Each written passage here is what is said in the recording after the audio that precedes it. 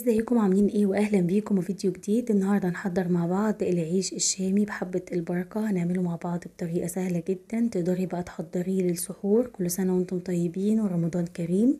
هنعمله مع بعض بطريقة مبسطة، وكمان هنعمله في الفرن العادية بتاعة البوتاجاز وبمكونات ومقادير بسيطة جدا. وكمان هقول لكم على اسرار التسوية في العيش الشامي، ازاي تعملوا العيش الشامي منفوخ كده بالشكل ده. تابعوا الفيديو للنهاية للاستفادة الكاملة، ويا ريت ما تنسوش الاشتراك في القناة وتعملوا اعجاب للفيديو لو الفيديو عجبكم. ويلا بينا على الوصفة والطريقة على طول. اول حاجة معايا في المكونات 2.5 كوباية من الدقيق، وعليهم معلقة كبيرة مليانة من الحليب البودر، ونص معلقة صغيرة من البيكنج باودر، وربع معلقة صغيرة من الملح. هنقلب بقى كل مكونات الجافة مع بعض. وبعد كده بقى هنجهز الخميرة. معايا 1.25 كوباية من المية الدافية، وعليها معلقة كبيرة ممسوحة من الخميرة ومعلقة كبيرة ممسوحة من السكر. هندوب بقى الخميرة والسكر مع بعض. لو انتوا شاكين في الخميرة بتاعتكم تقدروا تسيبوها لما تتفاعل. انا عشان عارفة ان هي هتتفاعل معايا والخميرة بتاعتي تمام هنضيفها على الدقيق. هنضيف بقى المية على الدقيق بالتدريج بالشكل ده. هنبدأ بقى ان احنا نزود المية شوية بشوية لحد كده ما تكون معايا عجينة متماسكة وتكون طرية في نفس الوقت.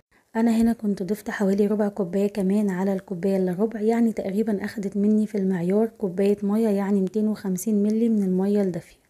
هنبدأ كده نعجنها كويس قوي لحد بقى ما تكون معايا عجينة ناعمة كده بالشكل ده.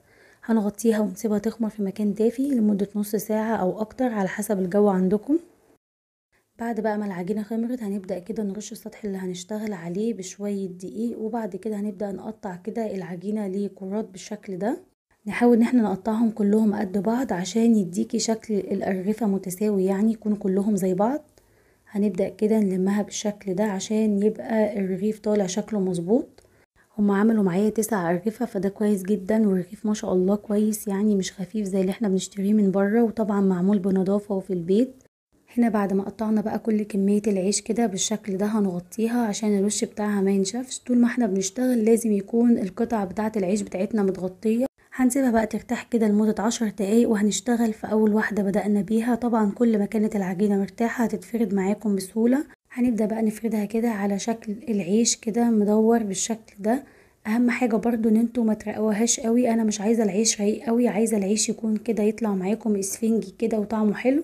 فمش عايزة العيش ينشف منكم، فعايزة الحجم المتوسط كده بالشكل ده. شايفين بقى كده ده السمك المظبوط بتاع العيش. نقدر بقى نعمل الحجم ده هيطلع معاكم حلو جدا. بعد كده ما فردنا العيش بالشكل ده هنبدأ بعد كده بخطوة مهمة جدا. ومعايا بعد كده ربع كوباية من المية وعليها رشة بسيطة من السكر، وهنبدأ ندهن كده وش العيش عشان يدينا لون احمر كده زي العيش الشامي اللي بنجيبه من بره. وهنحط كده رشة بسيطة من حبة البركة. لو مش حابين تحطوا حبة البركة مفيش مشكلة، بس ما يمنعش ان انتوا برضو لازم يدهن العيش من فوق بالمية والسكر. وبعد كده بقى معايا صينية سخنة هنبدأ كده نحط العيش بالشكل ده عليها، وعلى اصغر عين عندك على البوتاجاز هنحط العيش كده بالشكل ده. اول ما يبدأ يدخل له هوا ويبدأ ان هو يعمل فقاعات كده من فوق بندخله على طول تحت الشواية لحد ما ينتفخ كده ويقب بالشكل ده.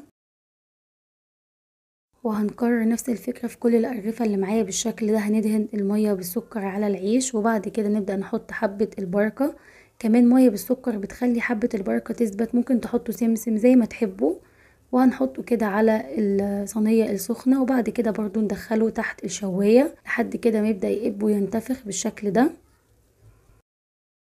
شايفين بقى هنا شكل العيش ما شاء الله واخد لون احمر ازاي من فوق، طبعا المية بالسكر وكمان حبة البركة ثابتة ازاي على الوش بالشكل ده.